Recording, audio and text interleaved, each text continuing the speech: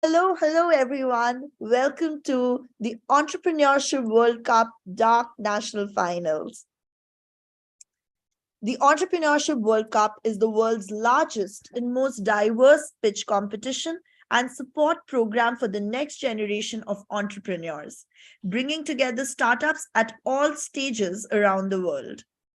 Since launching in 2019, the EWC has awarded $3 million in cash prizes, $150 million in kind prizes, and provided opportunities for entrepreneurs at all levels, from idea stage to scale up to reach the next stage in their journey by providing them with free access to world class training and resources, enhancing their visibility, and working to connect them to mentors and investors. The winners from here will become a part of top 100 global finalists, and they will have access to in-kind services and support, including from service providers like AWS, Segment, Brex, HubSpot, and more. So all of you, whoever wins, will be a part of top global final pool. And from there, we will take on. EWC is more than just a pitch competition with a chance at life-changing prizes. Every entrepreneur who enters has immediate access to free training material from experienced mentors and USD $25,000 worth of perks from dozens of partners like Zoom, Amazon Web Services, and Shopify. The Entrepreneurship World Cup is an initiative of Miss Global Forum, Montshart, Global Entrepreneurship Network, and the Global Education and Leadership Foundation, TGELF for short. Before we move, I would like to introduce and say a little about TGELF. The Global Education and Leadership Foundation, TGELF, is a program initiative of the Nand and Jeet Khemka Foundation. TGELF believes that the world needs to redefine great leadership to encompass critical values that are key to meeting modern challenges, and that great leadership is essential. And it is very, very important to instill a deep sense of ethics, altruism, and strong leadership capabilities, including a bias for action. Now, with that, I would like to proceed to introduce the jury for today's event. We have three experts in our jury panel for, today. First up, we have Anne Rosenberg, Executive Sustainability Tech and Board Advisor, co-founder to UN SDG Ambition. Anne is a Denmark native but a global citizen based in LA. She has 25 years of experience in the corporate world, working with technology, sustainability, and purpose. After 20 years at SAP, she served as the Senior Vice President for Sustainable Development at Wood. She continues to support a number of UN initiatives and nonprofit organizations. She co-created and launched SDG Ambition with UN Global Compact at WEF in Davos and has dedicated her life to serving as a trailblazer for the UN SDGs. We welcome you, Anne. Next up, we have Mr. Abhishek Surendran, co-founder T2D3 Capital. Abhishek has 8+ years of venture investing experience. He is the co-founder of T2D3, a stage-agnostic investment firm focused on enterprise tech and SaaS businesses. He has invested in over 12+ companies at an early stage and has been on the board of some of India's leading SaaS and AI companies. The investment that he led is cumulatively worth $1 billion in evaluations. He was previously Gen Partner at PI Ventures and founding member of Xfinity Venture Partner. We welcome you, sir. Next up, we have Craig Crawford, digital transformation strategist and founder at Differently Abled. With 30 years of experience in global fashion brands, Craig is a dynamic, enthusiastic, and collaborative digital transformation strategist and founder at Differently Abled. As the right brain of IT, he makes decisions that change the face of information technology with improved business connectivity through digital innovation that differentiate brands, driving momentum and growth. We welcome you, Craig. Thank you. And now, before we proceed to our pitches, I would quickly like to remind everyone about our rules today. So we have 3 minutes for the pitch, as I already told you. Notifications in the form of CC, closed caption, will come on at the bottom of your screen in the form of subtitles to prompt you. So we have 30 seconds before your pitch is to end, and then we will again prompt you when your time is up. And if your presentation is not complete by then we would have to unfortunately interrupt. We also have 3 minutes for the Q&A. So notifications in CC subtitles would appear 1 minute before, then 30 seconds before, and then when the time is up. So for the question and answers for the jury, we'll have 3 prompts. So please keep track of these notifications on your screen so that we do not have to interrupt you. Now, without further ado, we would be proceeding to the startup pitches. And first up, we have Felis GmbH. Would request Felis to please come on screen, share their presentation, and let me know when you are ready, so then we can start your time accordingly. I'm ready. Let the show begin. All the best. Welcome. My name is Justin. I'm the co-founder and CEO of Felis. And at the end of these 3 minutes, I want you to remember 3 things. What is the problem that we're addressing? What is the solution we're providing? And what is unique about our business model? We say we make the sun shine at night. We want 100% renewable energy to become a no-brainer.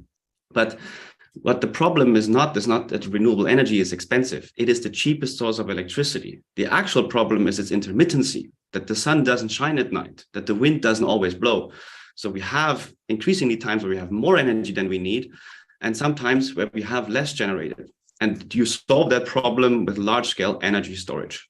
So specifically, we are able, and we will be able to shift large amounts of generation from times where we have more than we need to the times where there's no generation because the sun is not shining. Now, there's different solutions to that. Our solution, that's part 2, is a unique liquid air energy storage. So all we need to store large amounts of electricity is atmospheric air that we breathe, that we have a virtually unlimited amount of, steel and gravel. The process is simple. It's like boiling water that becomes gaseous. So the pressure increases. And the same way when you have water vapor, you can cool it down to the point where it condenses. The same we do with air. Now, why would we do this in a containerized, modularized fashion? It has a couple of benefits. It's a scalable solution. It's built to scale in mass manufacturing globally. It has very low cost because we only use steel and gravel. It's modular and transportable, which allows some interesting twists. We have filed IP on it, so there's patent protection, yet we use off-the-shelf components, especially accessing a supply chain from the oil and gas industry. It's a very safe system, and we can build it with local supply chains. So who wants that? Who pays for this? We have 3 customer groups: renewable energy operators and developers. They are interested in increasing their revenues to understand when they can actually feed in energy into the grid. There's the grid system operators and the industrial and commercial aspects. And we actually have a pilot customer on the commercial side, and we're working with a utility on the renewable energy side. Now, what is unique about our business model is that we build sustainability into the core of the business, because we are building a system that lasts 20 to 30 years. And the best way to incentivize building a sustainable product is to profit from it.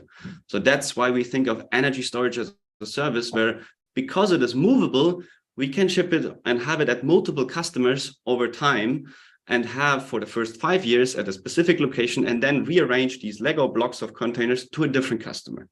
Now, who is us? We're a great team covering 3 core areas. Now 13 heads with very different diverse backgrounds and professions.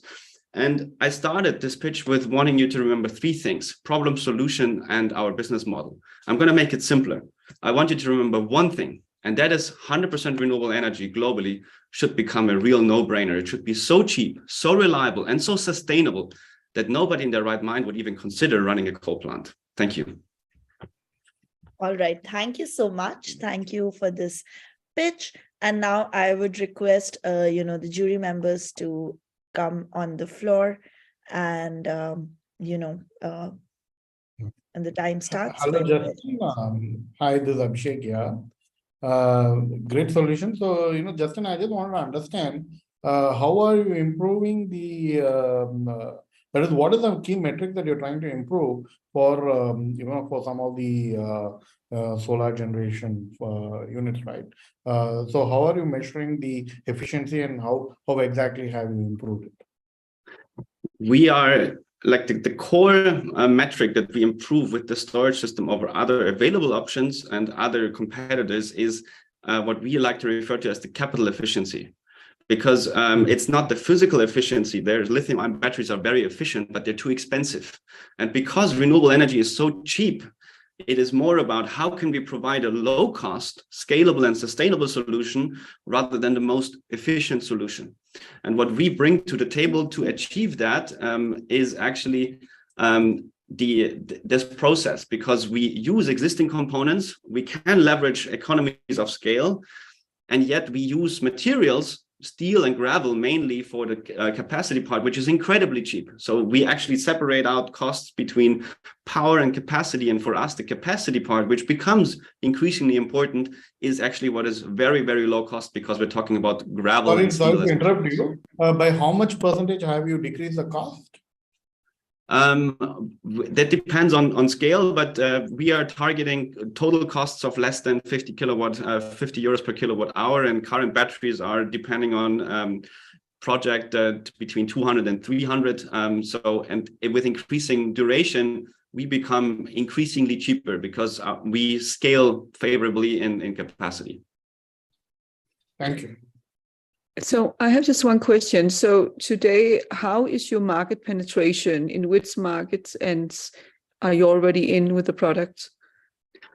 We are a very early stage company. So we have this pilot partner that we're going to build the first large scale system with. As we speak today, we have built a room scale demonstrator. So that's about 4 by 4 meters in a lab in Munich, where we show the core process steps. So we're still at the beginning of our journey, but we have advice, because we have a lot of know-how on how to understand what makes a profitable business case, which is very important to make great engineering. We have a couple of customers globally in Chile and also in Europe that we advise on already, and have made some small revenue there, but we have not shipped a large-scale system yet. Just one more add-on question. So in your go-to markets, because as you know everything about this is a huge growing markets, but there's also a lot of strategy about where is it best to be seen first. So can you say a little bit about in which part of the world are you focusing first to get this in to be known in the solar market? Yeah. We see that there's we are based in Europe. So the European market is, from a practicability point of view, a very good and early stage entry market. But then both in the US with the Inflation Reduction Act, but also in India and in other areas where you see a lot of build out of renewables, but a lot of times not enough storage, or there's a need for storage, for low cost storage solutions. And that's where we then want to address it, because our solution, it can be shipped, it's a container. So that makes it very easy to deploy globally, because we need air and electricity. So that's how we think of how we enter these markets. Thank you. Okay, I'm so sorry, Craig, but the time is up, so we would not be giving you an opportunity to speak in this round, but maybe the next time you'd be the first. That's okay. They covered questions that I had, so it's all good. Carry on. Okay, Thank you. Great. Thank you very much. Thank you so much. Thank you, jury members. Thank you, Justin. And with that, we proceed to our next startup. Our next startup is Celestial Space Technologies. Yes. Hi, everyone. All right. Hi. I will share the screen, and thank you for the opportunity. 1 second.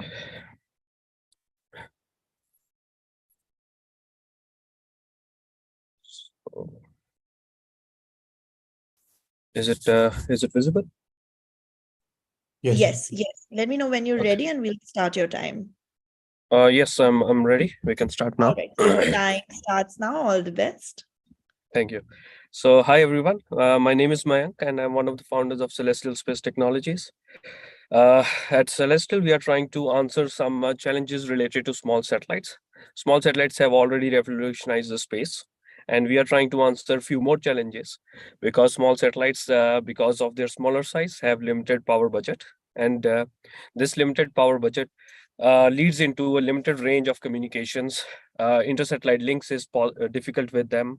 The antennas that these satellites need, they are more or less customized because every satellite works on individual frequency. So overall, the problem that we are answering is that the existing small satellite technology is insufficient to fulfill the space mission requirements that are upcoming. And we answer this by designing custom designed antennas. So we have 3 products in the market. 2 of them are already on the satellite and will be launched next year. These products are listed on the left-hand side. And this is, let's say, engineering improvement. So our antennas are offering 3 times better performance than other similar products in the market globally. But now comes the innovation. So we have now changed or improved this high efficient or high performance designs into transparent antennas. And now we are starting to offer from next year onwards a solar panel integrated antenna. The advantages is it's a novelty. It's an innovative product. It extends the lifetime of the satellite, increases the communication range, extends the operation capabilities, and this antenna is also scalable to a deployable solar panel antenna. So multiple antennas can be deployed with this way. The overall market that we look of the total payload market for the next decade is roughly 183 billion euros, out of which our total available market or serviceable available market is 56 billion euros. That includes antennas and communication systems. And the obtainable market based on the products that we have and the products that we are developing is 2.35 billion euros in the next decade. Overall, right-hand side lists all these products that we are envisioning to develop. Patch antennas are already in the market. So in next 5 years, we estimate 28 million euro of revenue. And in next decade, it is 63 million euros with the current products that we are developing and we will develop in the next 1 or 2 years as well. The idea is that we want to be a #1 deep space system supplier for higher lunar orbits, Mars missions, and so on. And for this, we are developing proprietary, highly integrated antennas. We have our own subset of systems, and we will become from subsystem provider to a satellite developer. And right now, we are looking for 1 million euro against 15% market offered shares. And we have as I said, solar antennas, deployable solar antennas, and deep space reflector antennas. And 80% of this will be used for the R&D and 20% will be used for administrative expenses. Thank you very much. All right. Thank you so much. I would now open the floor for the jury members. Craig, if you want to go first, the floor is all yours. I suppose because I'm not familiar with this market, can you educate us on how many different satellite manufacturers there are and talk about your IP and how you would address the fact that would you not have to go to a number of manufacturers to convince them to switch or to input your antenna? Yes, thank you for the question. So space market is global market already. And even though it is a global market, it is very small market in its own. It's not like an automotive. But there are multiple satellite systems provider. There are multiple antenna systems provider. And as a new space company, we have numerous opportunities because, as I have shown here, there is roughly 18,000 satellites that are planned to be launched in the next decade. And this number is increasing, I should mention here, at a 9% growth rate that is there. And every satellite will use more than one antennas. So you can imagine that our market is quite vast. And now considering here large constellations, mega constellation, which use thousands of antennas. So the market is huge for us. And our IP is in the new materials that we are using for transparent antennas, the assembly and the production systems or manufacturing that we are using for this. And what was the third question? Sorry, there was third part as well. Yeah, I just wanted to understand how you were protecting your intellectual property. Have you filed for patents on this? So these are the three patent areas we will be applying from next year. We are still doing our first prototypes on this, and we have tested the initial prototypes previously as well. Thank you. Thank you. Anyone else who wants to take up a question? Abhishek and Yeah, I just want to ask. Yeah, sorry, please go first. Please go first. No, please go ahead. I don't have questions. I just want to ask, there's no doubt about this is a huge market potential, as you also outlined. How do you see yourself up against the competitors? I can see you have some really great partners and the incubator that you're in, but how do you see the markets and the penetration into the market? So right now market is having a lot of competitiveness, but it is not saturated, I must say. There is a lot of political and let's say economical issues that play in space industry, frankly speaking. But what we are trying to do is we are trying to be number one deep space satellites provider. So we want to provide these small satellites for universities, for small startups, for big industries, for deep space. Because these satellites cannot work in higher orbits, they generally have smaller power budgets, so they work in lower orbits. We will be the first ones to offer a small satellite that can work on moon without any other satellite requirements. So our satellite will be very unique in its own way. And all this is possible thanks to our transparent antennas, which are integrated with solar panels that basically helps with the power budget and long range communications. So we will be offering a very unique product as a satellite in the market. That's how we think we will be able to penetrate, hopefully. Thank you. okay, all right. Thank you, Anne. Thank you, jury. Thank you so much, Mayank. I think with that, your time is up. We would be Thank you very moving much. now. Yes, thank you. We would be moving now to our next entrepreneur, which is Cyclize. Yeah, Cyclize. So we have Dominic. Let me know when you are ready. Yeah, I will just quickly share my screen. Now you should see the screen, right? Yes, we can see it. Perfect. So I'm ready. All right. Okay, Just let so me your know when time starts. Okay. Hi, my name is Dominic. I'm one of the co-founders of Cyclize. We are based in Stuttgart, and we are replacing natural gas by using plastic waste and CO2 exhaust gas. Our main target group is the chemical industry. We see three main challenges of chemical companies, which is first, they want to be greenhouse gas neutral by 2050. They are causing 50% of the global CO2 emissions. And with the record high CO2 certificate prices and also the prices for the energy, it's pretty tough for them to stay competitive in a business value. When you see at the established synthesis routes, currently natural gas is needed in order to produce syngas. And syngas is used by the chemical companies to produce daily products based on plastic, like glue, like hard plastic.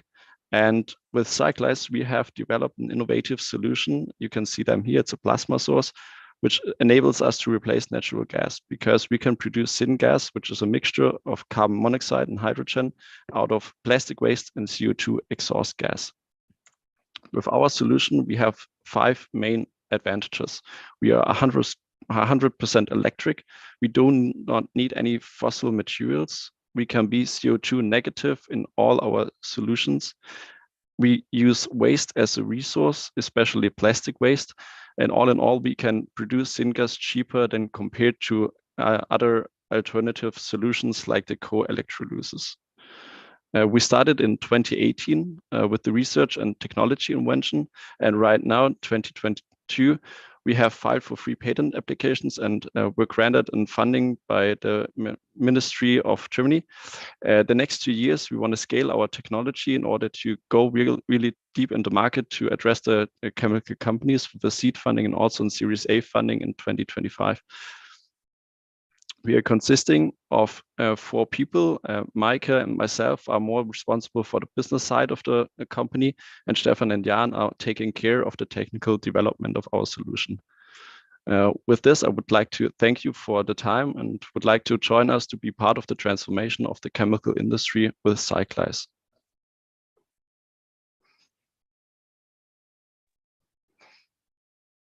All right. Are you done? Yeah, I'm done. Okay, all right. Well within the time. Okay, so we would want to now open the floor to the jury members. So Yeah. I will just go first. So Okay. Yes, Anne, please go good ahead. choice because okay. Because it's one of the markets that is you could say a lot of pressure, of course, but also on the markets that really are going extremely fast in the transition. So I would love to hear a little bit about engaging with different chemical companies and how you see the go-to-market around this. Can you hear me? It was a little bit tough to understand you because there was Okay. some voice. I will just repeat. So first, I said it's a good market that you have chosen to go into. There's a lot of pressure, of course, on the regulations, but it's also a market that is moving extremely fast. So my question goes: can you elaborate on your go-to-market and if you're already engaging with dedicated chemical companies, or also maybe engineering companies working with them, or maybe different organizations representing the chemical industry? Thank you for repeating.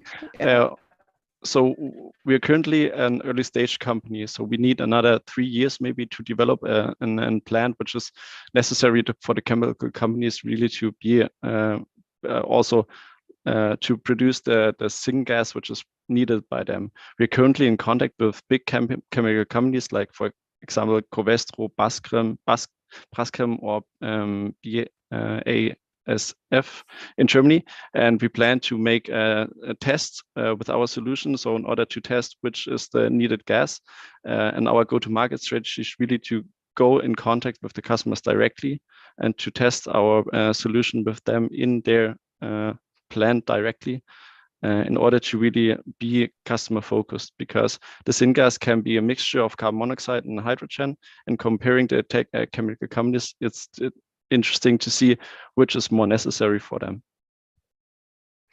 Thank you. All right. Abhishek? Yeah, so Dominic, at least from what I could gather, it looks like your solution is very specific to a particular company. Can it be used across the industry? It looks more like an service, some kind of high-end specialized service that you offer to the chemical companies. Talking about the market, the syngas is so there are 300 million tons of syngas used worldwide by chemical companies. Of course, the chemical companies are very big, so it's not that big market like going in the B2C market. But having that big opportunity, it's valued about $62 billion worldwide. And we would like to start with the European market and go then abroad to China and the USA to really attack the chemical companies there. And so you'll work, you're not manufacturing, right? You're working with these chemical companies to improve their processes so that it can be more efficient and correct. More, we see ourselves as the technology driver. So we want to enable the plasma sources which we are developing, and then working together with plant developers who really have a key activity in building those plants, because we just see ourselves as the technology driver for the first step of the process, and then all other things producing after synthesis gas, that's not our focus. That's right. got it. Good. Thank you. Greg, do you want to take a question quickly? I was just going to ask, sort of following on the previous question that Anne had, what do you think is your biggest challenge then going into all these different companies? Our biggest challenge right now is getting the technology or our solution so big that chemical companies are interested in that. So we have another 3 years of developing and scaling our technology from a small lab environment to really to a chemical industry like plant. And that's our main challenge. And in order to do that, we need some funding and we need some more people in order to develop all parts of our solution. And I would say that's the biggest challenge for us for the next 2 to 3 years. And then when we first develop the first plant, we can scale that really into the market by addressing it as a product of our company. Thank you, Dominic. Your time is up, I'm afraid. Thank you very much. Thank you, jury members, for your question. Thank you so much. Now I would proceed to the next startup. Thank you so much for your time, Dominic. So next up, we have Joyless. Let me know. Yes, so should I start sharing my screen? Yes. Please start sharing your screen. And when you're ready, we'll start your time.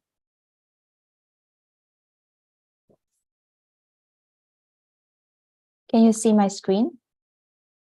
Yeah. Yes. Yes, so I'm ready. All right. Hi, my name is Huyen Lê, co-founder of Joyless. Thank you for the opportunity today. Let's meet my friend Reina. She's an independent creative here in Frankfurt. All she wants to do is to do her calligraphy work to connect with her customer and have a stable income with it. But she really struggles because she lacks the business know-how and the enabling tools to do so. Her monetization process is inefficient and time-consuming. And she also has very limited exposure to her targeted customer pool. And in Germany alone, there's 1 million independent creatives just like Reina. So Joyless will address all of these issues by providing independent creators with all the business SaaS tools so that they can first have their online branding for promotion with a beautiful website with my media library and editable poster templates. And second, to be discovered and engaged with their customers through various features. And third, to manage their whole monetization process. So in summary, Joyless is a tech platform that provides independent creators with all the business SaaS tools to showcase and monetize their talents. We have our pilot live and we had great promising tractions, and we incorporated all of these learnings and market feedbacks into the development of our scalable platform, which will be released early next year. So there's 2 revenue streams with Joyless. First is subscription models for the SaaS features. And second, the transaction models for all the ticketing transaction between the creative and their customer. So we have bootstrapped so far, and without any marketing and acquisition costs, we have great promising tractions. We have more than 200 creative join the platform with more than 700 bookings, and especially 40% of the creatives monetize for the first time ever with Joyless. So this is a multi-billion-dollar market segment that is now underserved with low digitalization. In Germany alone, it's $2 billion market, and in UK, US, Germany combined is a $25 billion market and increasing.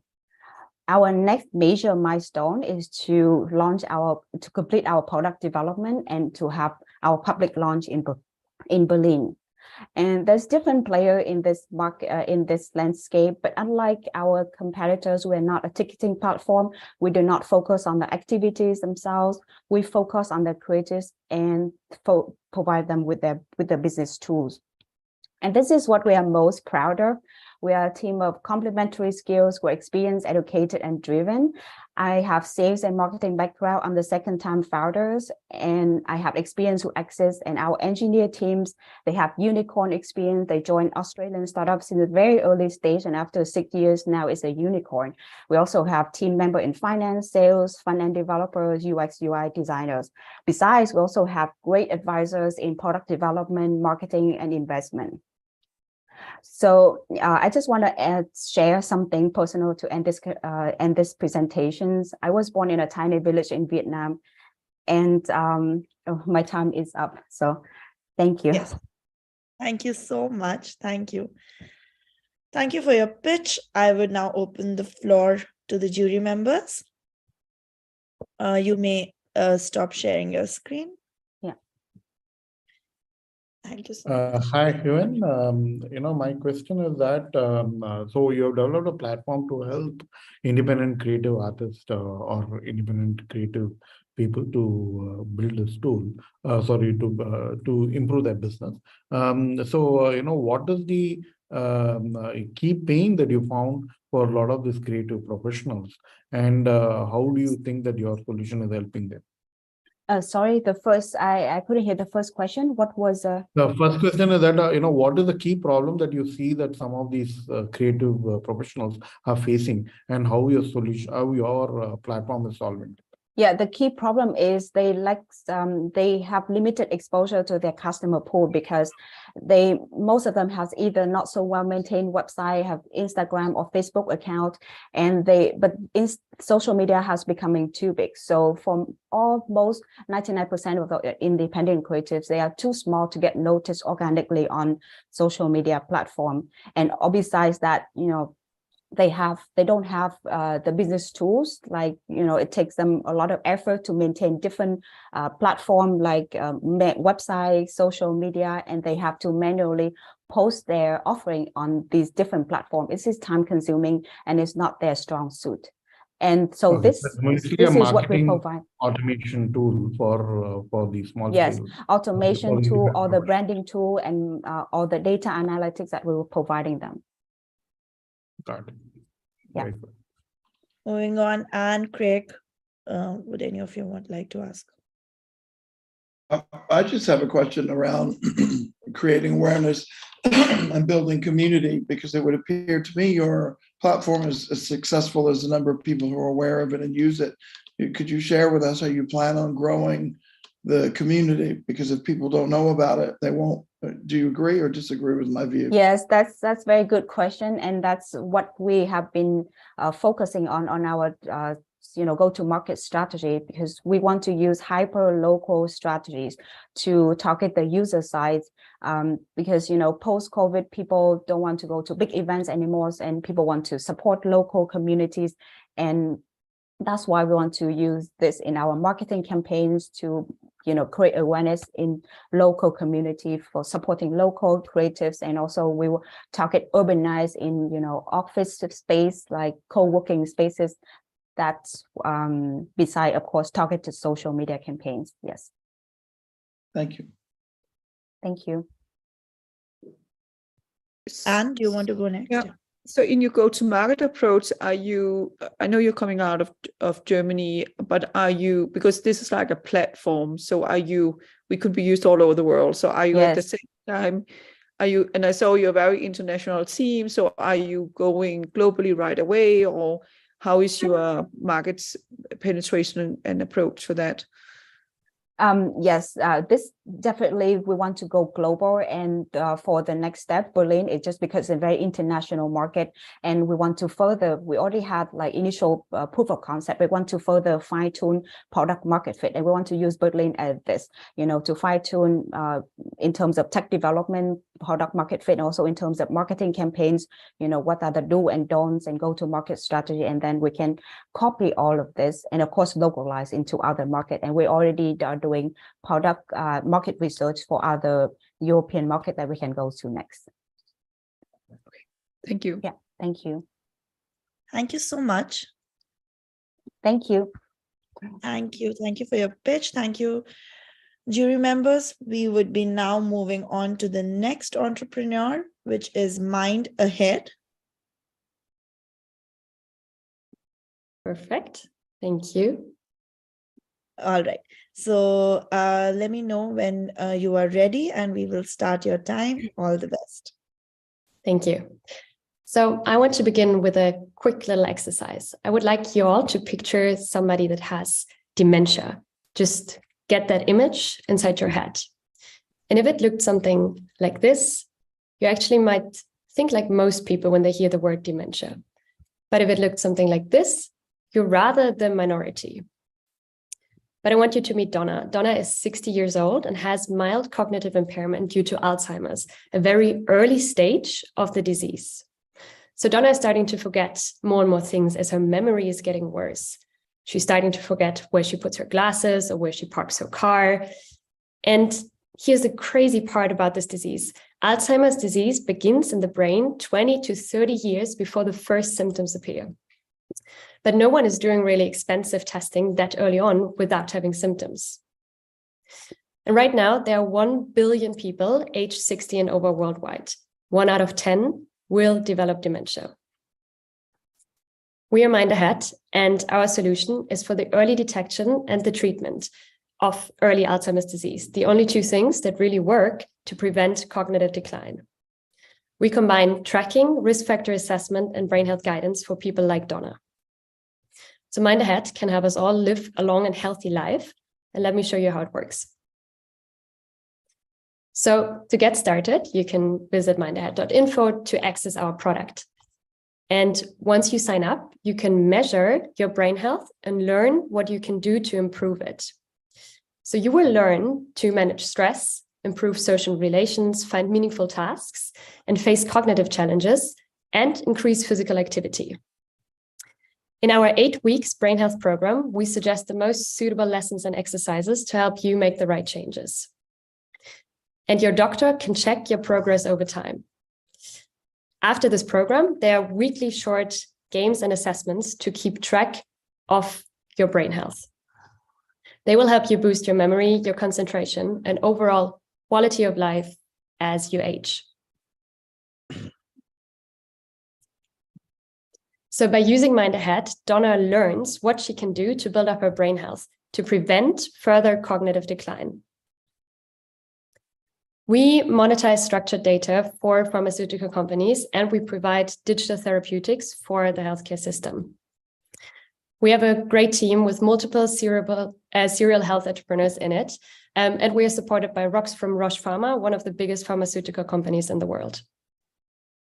And with this, what's left to say is, let us all work on our brain health, just like Donna does, and let us add meaningful years to our lives. Thank you very much. Thank you so much, Nina. Thank you for this pitch. I would now open the floor to the jury members. Hi, Nina. And My okay, question is, yeah. So my question is, what kind of data is being shared with the pharma companies, and why is it that this is so? They want to get this data. Is it after they have been given some medications or something? Yeah, so this kind of data that we gather is super valuable for pharma companies because we do ask for medication, for history, disease history in the family, but also in the person itself. And it gives plus the lifestyle data of the person, right? So it gives a very detailed insight to the person's life. Compared to, health insurance data that a pharma company usually would get, we make it very more individual and personalized. And we've talked to Roche, to Lilly, to Eisai, and they're all interested in it because it gives them just more information than what they usually can gather from the data. Okay. And so usually these patients are part of an, a research program, and because, otherwise it's not easy to get hold of this data. Yeah, of course. No, but we're targeting, it's a B2C approach towards using the app. So it's going to be an assessment, a brain health assessment that is for free for the users to use. When we move to the digital therapeutics, that will be reimbursed by health insurances and the healthcare system. But the first part is where we collect the data. That will be not only people that have been integrated in research programs, but also just people without a diagnosis yet. Okay, thank you. Any more questions from the jury members? Anne? Yeah, I was interested. I was interested to know about the app because the way I understood it is that it can be used to train your brain also. So it's both like. I just want to see if I understood right. It can train your brain, but it can also kind of give some indication about if something is wrong. Mm-hmm. Can you just elaborate a bit about that? Yeah, absolutely. So in the first part, what it does, it just gives you, because there's nothing out there. If you worry about your brain health, there's nothing really you can do to test it as of now. So what we first do is we offer people a solution with which they can check their brain health and be like, okay, is this normal aging or is this potentially, a cognitive decline? So this we call early assessment or early detection of Alzheimer's. And then in the journey, we send them to the doctors where they could get a diagnosis. And once they have received a diagnosis of mild cognitive impairment, they could then use our app in forms of digital therapeutics for the disease not to get worse and not break out into a full dementia. Because once you have that, there's no going back. Thank you. Craig, you want to take something up quickly? I just wondered if you could provide us with some statistics or evidence on how the cognitive improvement occurs through the use of the app. Can you just fill us in on the medical research about Very the quickly, Nina. Very quickly. Yeah, very please. quickly. Okay, that's a good question, and we're running currently a clinical validation on that. But our entire app is actually based on published research from our co-founder, who is a brain health psychologist and neuroscientist, and he has done this before to show that we can assess better than standard tests and also prevent cognitive decline. Thank you. Thank you. All right, thank you so much. Next up, thank you, Nina. Thank you, jury members. Next up, we have WI Plug EV. If you are ready, you could begin to share your screen and let me know, and then your time will start. Ready? Yeah, I'm ready. Okay, all right. Founder of YPlug. We have more than 2,000 electric vehicles installed in Europe compared to 170,000 chargers. So we have low availability. In addition, average distance between charging stations is more than 100 kilometers. So it's convenient. And we have different type of charger for different type of EV models, and hard to find one charger for all of EV models. So it's high cost and lack flexibility. All of the three problems are the biggest roadblock for e-mobility. That's why YPlug is here. The solution is wireless charging system, has low maintenance and easy to install, and can be integrated with electric cars, hybrid vehicles, and charging station. So we're using electromagnetic to produce electricity to charge the battery without any need to wire. In addition, once the car above the pad, they're gonna start automatically to charge the car with maximum 1.5 hours. We're using inductive charging that consists of two flat pads, transmitter and receiver. So we have many international competitors, Electricity, Plugless, Qualcomm, but they are missing important features already exist in our solution. We have long charging distance up to 35 centimeters and less charging time, maximum 1.5 hour, and high efficiency, more than 95%, and low cost, around $700. So we save climate, we save electricity, and save money. So we target B2B and B2C regarding to our market. The market size starting point around 5 million, then we scale up to 500 million, noting that the annual growth rate around 27%. So we can generate revenue for a direct settings to those market segments for transmitter, receiver, and charging station for all amount 700. We already developed and tested the system. We got a patent in Germany and validated with many scientific research. In addition, got international awards from Energy in Canada, Mercedes and Volkswagen, and we secure a down payments from different customers, and we estimated to launch in 23. We have a qualified team, have experience in electronics and IT and automotive industry as working and aspired. So based on financial forecasts, we're gonna generate 600,000 in year one, and $1.8 million in year two, and over 2 million in year three, and the estimated gross margin around 70%. I'm looking for 3 million seed funding round, mainly spent on development, marketing, and customer acquisition, and manufacturing. So join us to shape the future of e-mobility. Thank you. All right, thank you so much for your pitch. I'd open the floor to the jury members. And you would like to go first, or Craig? Yeah. Or okay. So this is a super interesting market. And It's growing. And there's a little bit of a lag when you talk. Yeah, can you hear me? Can you hear me? If you could repeat. Yeah, Okay. if you could start again. Yeah, it's a super interesting market that is growing rapidly. Could you say something about what is your charging time? I saw there was this graph. So using your charging system, how fast can you charge?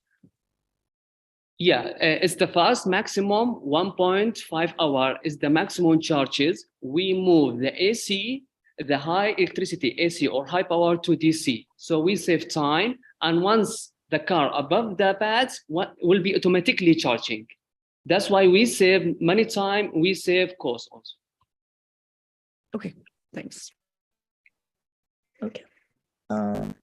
Abhishek? Mr. Pan, how much does a normal wired, charging infrastructure cost? You said that your wireless is $700, right? Yeah, the wireless charging is cost all of that, include the installation 700. We save more than 70,000 compared to other competitors, and can be integrated all type of hybrid electric cars and even for all kind of charging station. And we avoid any kind of using power. And in addition, we saving the electricity and we move the high risky electricity AC to DC to avoid any damage, and noting that will be anti-weather condition. And it's only you who's doing it. Do you have any other competitors who's offering the same? Yeah, actually, we have a team. We have 3 co-founder, and we have a 5 team working on this, and now working on manufacturing. And we already done 2 pilot studies in cooperation with UN in North America and Europe, and in addition with cooperation with CEDA. Okay. So what is the key IP that you have, Mr. Bayan? What is the key IP, key information? Yeah, the key IP, we already got a patent for our machine learning algorithm and got a patent for our design and for our coding. Okay, thank you. Any challenges with maintenance once installed? I mean, have you explored any of that? Because you're now. Yeah, actually, the long life for this system is 5 years, so it's low maintenance. We cover 2-year warranty, including 24/7 days monitoring, and can be connected with mobile app to find the closest station to us and monitoring for any kind of maintenance problem. And we have a maintenance team to fix that as soon as possible. Thank you. All right. Thank you so much. Thank you, jury members. Thank you. Okay. So next up, we have Goddard Discovery. You're up next. So yeah. So Hello, once everyone. you are ready, let us know. And Can you see the screen? yes, we can. Perfect. Yes, I'm ready now. All right. Please start. All the best. Hey everyone, I'm Amar. So I would like to start with a question. Did you know how many amazing inventions happen by accidents, such as microwave oven, or matchstick, or even the frying pan? Well, most of them had cross-disciplinary connections that the researchers were not aware of. So we tried to dig a little bit more deeper into what was the exact problem for that. And we found out that scientific knowledge itself is highly unstructured and disconnected. It is very keyword or domain limited. And based on this domain limitation, scientists sometimes reinvent the wheel, like they invent something that has already been implemented in some other different field, but they are not aware of it. And all of these leads to such accidental discoveries. So as a solution, this is where Goddard Discovery is born. We are trying to uncover hidden interdisciplinary knowledge. And in short, we are Google for scientific discovery. And as an analogy, we are LinkedIn for researchers and innovators, and a must tool for any R&D department.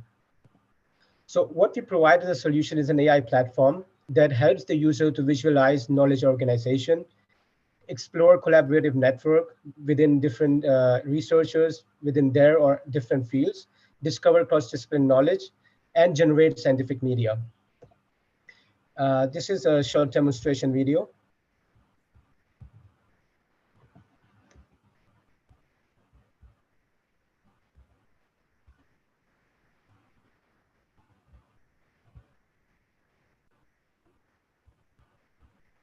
So just a moment.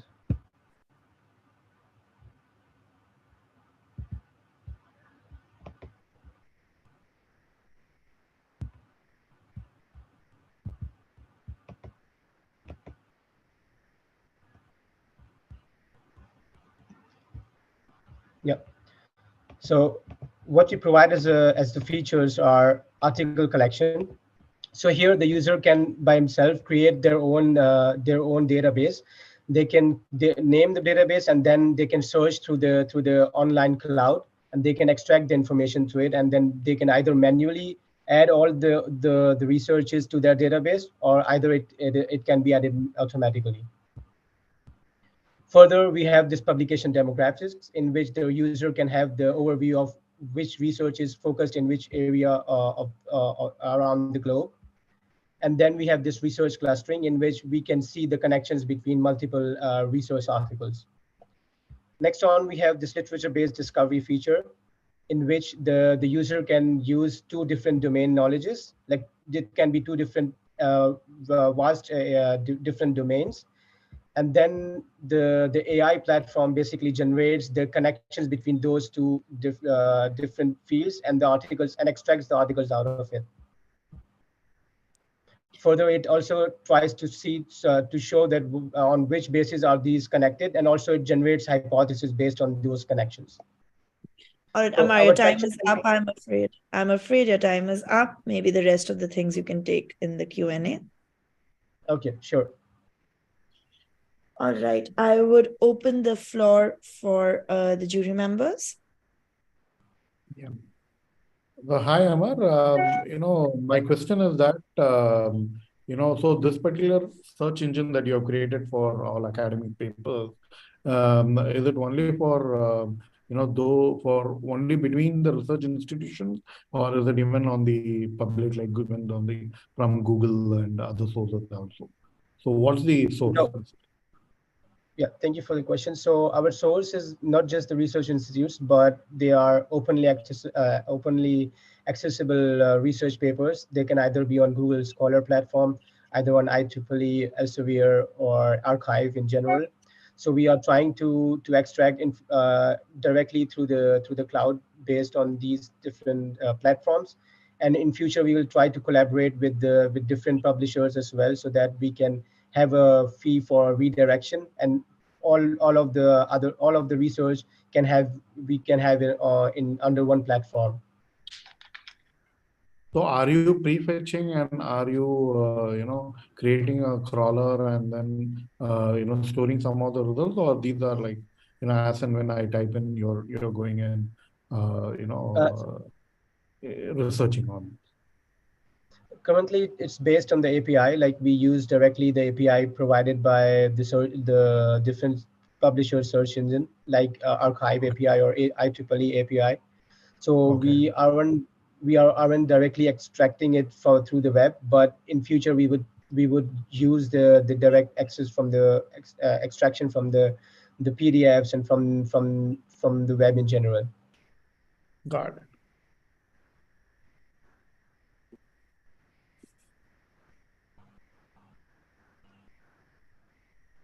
Does the success of this platform require standardization of how people categorize their research? I'm struggling to understand how you're pulling. I love the idea of pulling interdisciplinary work together, but I'm trying to understand how the algorithm is lining things up. Unfortunately, your video didn't work, so you didn't get to show us all of it.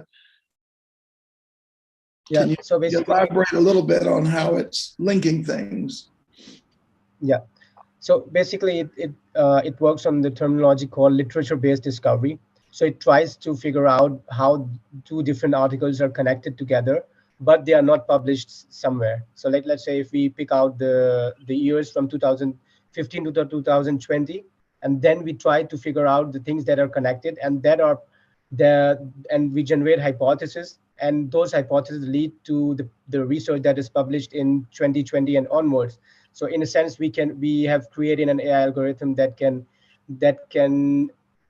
predict the future research, and that can guide the researchers in such a direction.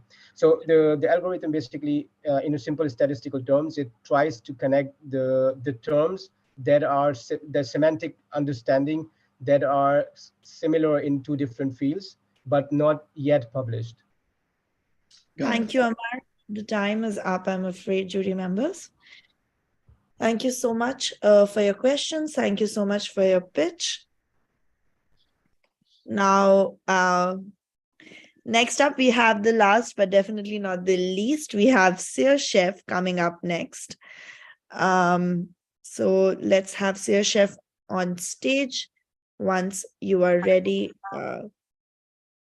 Perfect. Thank you so much. I will share my my screen now. Can you see my screen? Yes, we can see it. And when you're ready, we'd start your time. Perfect. Thank you so much. I'm ready now. All right. Good morning, everyone. My name is Jose Luis Egas, and today I'm here to introduce you to Sir Chef.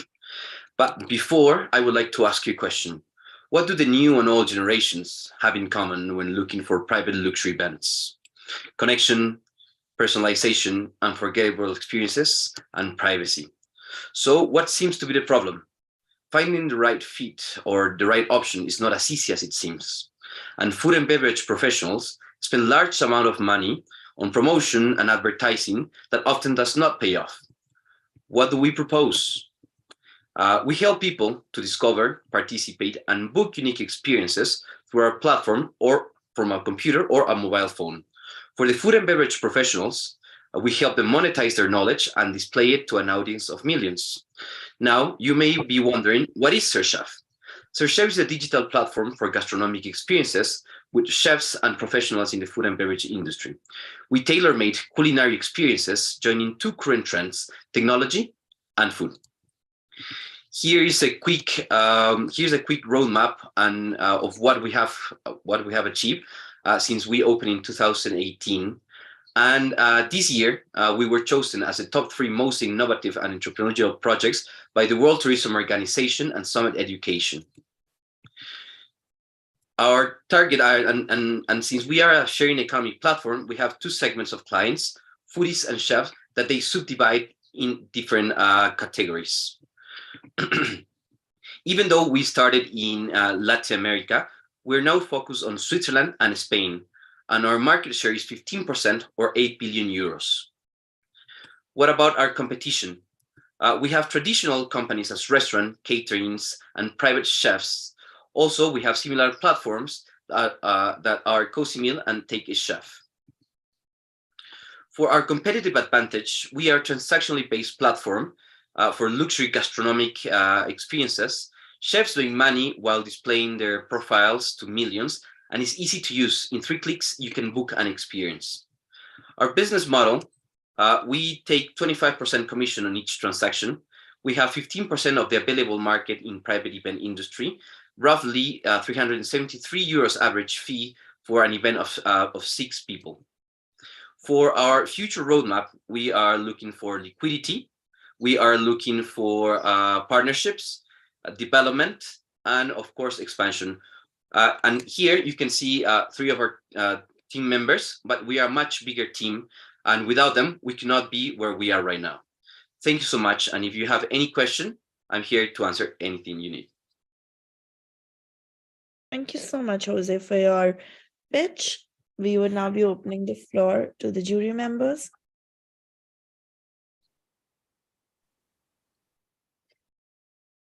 Who would like to go first? Craig? Are you live now? I'm sorry, I wasn't sure of that. You're live now, correct? Yes. And how have you maintained community and built traction and awareness? I'm keen to understand it's only as good as the number of chefs you have or the number of people engaging, correct?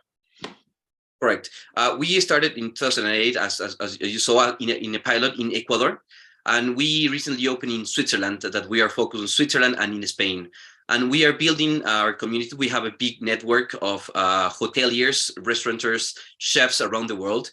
I studied in Switzerland in one university that's called La Roche, and that's how we are keeping and growing our network of chefs and customers, or foodies, as we call them.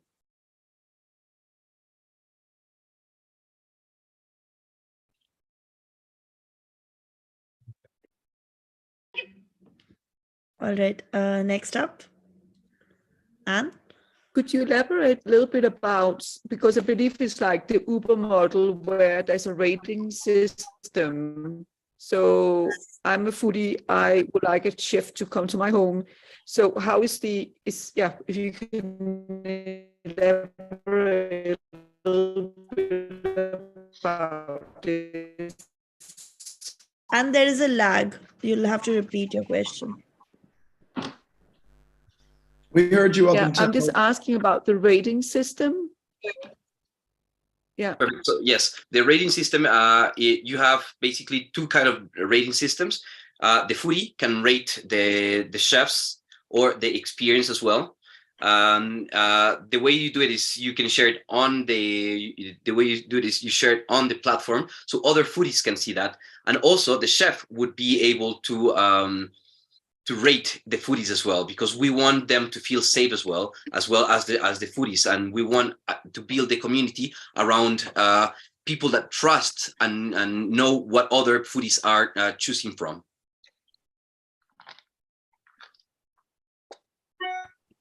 Thank you.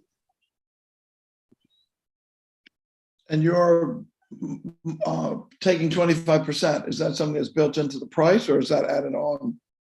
That's something that's built into the price. Usually what we do is we already tell the chefs whenever we sign a contract, even though they're not working through the platform, but they're working freely and they can choose the way they work. We tell them that they have to include already the 25% in their price. An important thing that I have to mention is that we are focused on the luxury and the ultra luxury market. Yes, thank you. Thank you. Yeah. Any more questions? Craig? How do you? It's okay if you're done. I'm assuming you have a way to account for things such as allergies and that sort of thing, and disability of the customer, et cetera.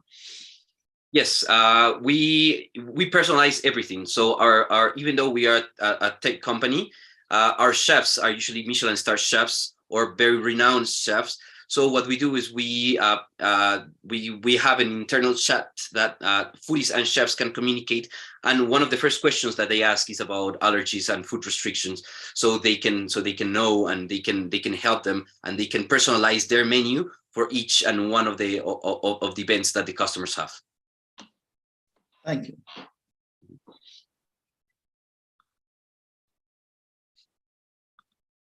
Okay.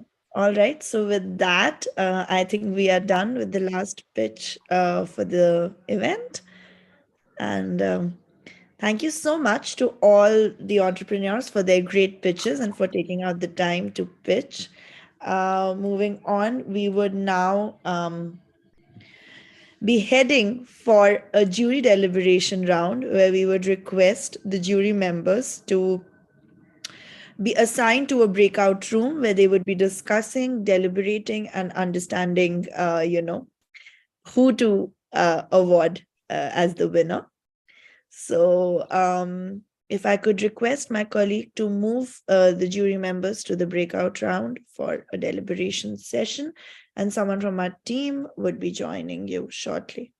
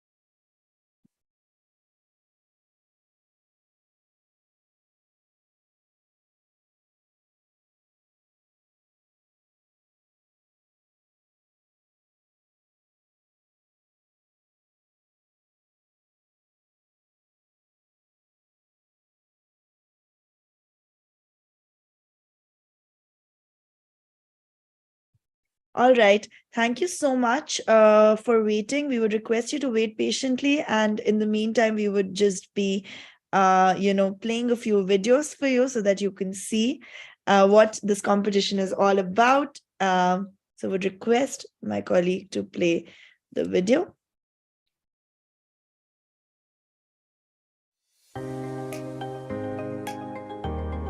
Hi, I'm Jonathan Altmans, and thanks to the organizers, the judges, the investors at today's Entrepreneurship World Cup National Finals. A very big special thanks, however, to all of our competitors. You're not just the doers and the dreamers of our society, but you're taking the risks. You're the ones that are helping us to navigate through a period of uncertainty, addressing some of the big challenges of our day, ranging from climate change to emerging from this pandemic, and of course, all of the frontier issues that are faced by our various industry verticals around the world. You know, Gen Global, we began our journey about 15 years ago, focusing on the startup community development and on supporting the entrepreneurial support organizations that help to make your path easier. And 5 years ago, we decided to accelerate our work on the front line with you, the founders. It was marked and kicked off with Richard Branson in the opening of our first startup campus, now the largest in Africa, called 22 on Sloan in Johannesburg. And since then, we've reached more than 500,000 founders over the course of this last few years. We're very proud to say in that process, it's required developing early stage investor networks around the world. We've launched grants programs and of course provided a lot of accelerator support and launched the Founders Club. We're very, very excited to be intricately with you on this journey through the Entrepreneurship World Cup. So I want to invite you to stay with us. We're in it for the long haul. Either get involved in one or more of our programs on the ground, we're in most countries, or come meet us in person. Our next live gathering, which we do every year, is called the Global Entrepreneurship Congress. The next one will be May 1 through 4 of 2023 in Melbourne, Australia. So thanks for letting me take a few seconds to wish you luck today and to thank you for all you do in not just helping develop your own future, but that of your fellow citizens and the communities around you.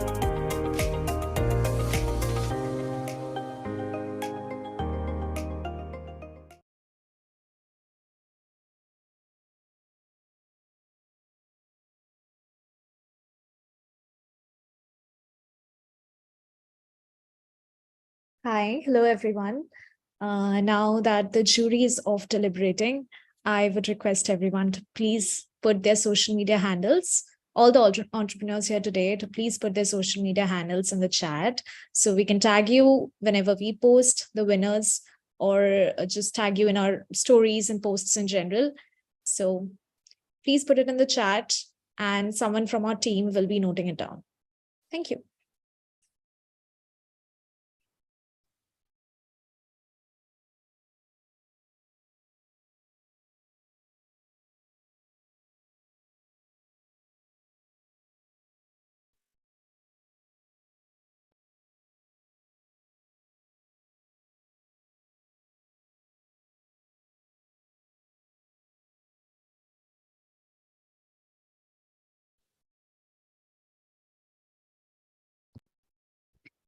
All right, so I think the jury members are back after the deliberation round, which has been rather quick. We have all the jury members in a very strong synergy.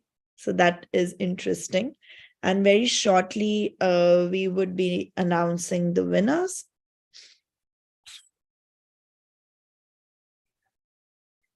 Thank you so much, all the entrepreneurs, for your patience, and your jury members for your patience and of course expertise. Allow us a minute and then we would announce the winners.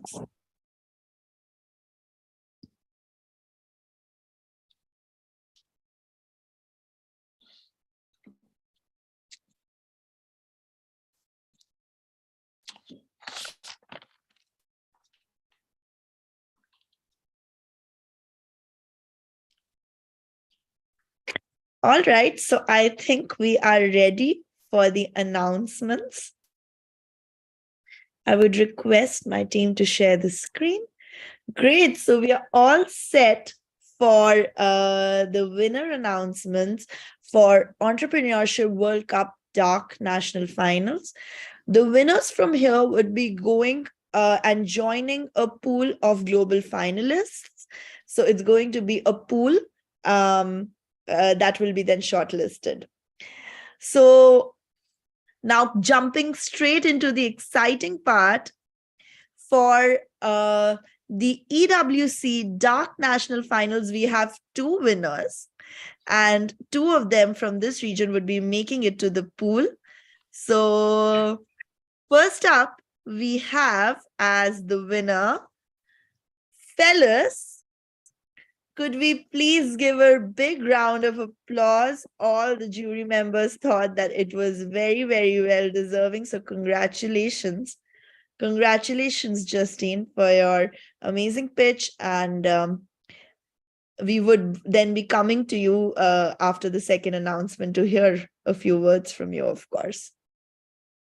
Next up, our next winner for EWC DACH National Finals is Mind Ahead. We have Mind Ahead as our winner, as our next winner. So congratulations, Nina. What a great cause. And many, many congratulations to you both. And of course, congratulations to all the entrepreneurs. All of you have been great. And thank you so much, jury members, for, making the selection. I would now bring Justine and on stage to say a few words, and then we'd move to Nina. Thank you very much for the opportunity. I'm looking forward to really also share what we do, and because I believe that a lot of startups, especially in the beginning, like when you're still early stage, it's helpful if you can spread of what you're doing, because you know that you're doing something, but the more people that get aware, investors, but also customers, that there are these solutions out there, just educating on the availability of such an idea, that is very helpful. So thank you very much for this global stage then. Thank you, Justine, and many, many, many congratulations to you. I would like to now invite Nina to say a few words. Congratulations, Nina. Thank you so much. I'm super excited and really thankful that you pay attention to such an important topic, and a little bit overwhelmed. I didn't expect it, so just very thankful and happy that you chose Mind Ahead. Thank you so much. It was well deserved, both of you, and I would now like to get the jury members on stage. So Craig and Abhishek, if we could hear a few words from you. Craig, you want to begin? Just about the event and the quality of entrepreneurs. This was, first of all, an honor to be here, but also very challenging when we go from food to creative to satellite antennas to electricity. The level of innovation across the spectrum of industries is quite impressive and exciting and inspirational. And I know this sounds corny to say you're all a winner, but please don't stop what you're doing. You're all really good at what you're doing. These ideas are great. It's helping to make the world a better place. It's helping us to be better to one another, from creativity to food to cognitive ability to less harm to the planet. So please don't stop. Please don't stop. Just look at this as a springboard to carry on the work you're doing. And congratulations to all of you. And thank you. Thank you so much. And you want to say a few words, and then we move to Abhishek. I know I have a little bit delay, but I hope you can hear me clearly. First of all the startups was really incredible, and I think the reason why we might be very aligned, the judges, is that that when you work on startups, even though they all were great business ideas and you all are doing extremely well and you're building for global markets, we also just see that there are certain topics in the world right now there's a lot of attention on. So if we look into the whole renewable, or if we look into the health, this is two markets that that we need to see a lot of really fast development within. So I think that's, but that doesn't mean that all the areas is not in demand. I just think we live in a time today where there's a huge, you can say, pressure on certain areas because there's a huge technology gap, especially in the renewable area. So I think I could see, at least for myself, that's a lot of the stuff that I look at. Where do we see the biggest gap in the world right now? But what I enjoyed with all the startups is that you all are looking at the global markets. Your market is the world, and that is that's the excitement that I see, and extremely well done by all the startups. So I could just echo, even though it sounds corny, as I said, you're all winners, but I will say you're all winners because there's a lot of new ideas and that need to be created. So thank you so much, everybody. Thank you, Anne. Thank you so much. Abhishek, if you would like to say a few words.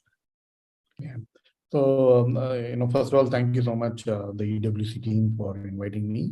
So I really enjoyed this session today. It was a very quick session. I really liked the way you guys conducted it, just 3 minutes pitch, and it was really insightful to hear, many of the good innovative startups that have been pitching. If I may just add, for many of startups, my suggestion is that, especially in events like this, I think the market size, market potentials are relatively known to many of the jury, but just focus a little more on your, what is the key innovation or what are the key interventions that you are doing in that particular market. It just helps to to understand and the person go while you're pitching, right? So that's the suggestion that I would like to add. Otherwise, all the 8 startups were really very, very good ones. It was tough for us to pick the top 2, and I wish the best for the winners and as well as for the people. There is nothing called as winners or losers over here. So, but the people, for all the 8 startups, I wish the best, and all of them are very interesting. I'm sure you guys will do well. Thank you. Thank you, Abhishek. Thank you so much, jury members, for being so wonderful today. It was a pleasure. And for, of course, the entrepreneurs, it was such an honor to host you. And thank you so much for such a great, high quality events. I can see some of you smiling year to year on this success. And we are also, it was a great session. And thank you for your time. And yes, all right. Thank you, everyone. Bye. And now just take my leave. Bye-bye. Thank you. Bye. Thank you very much. Bye. Thank you. Bye, Anne. Bye, Craig. Bye, everybody.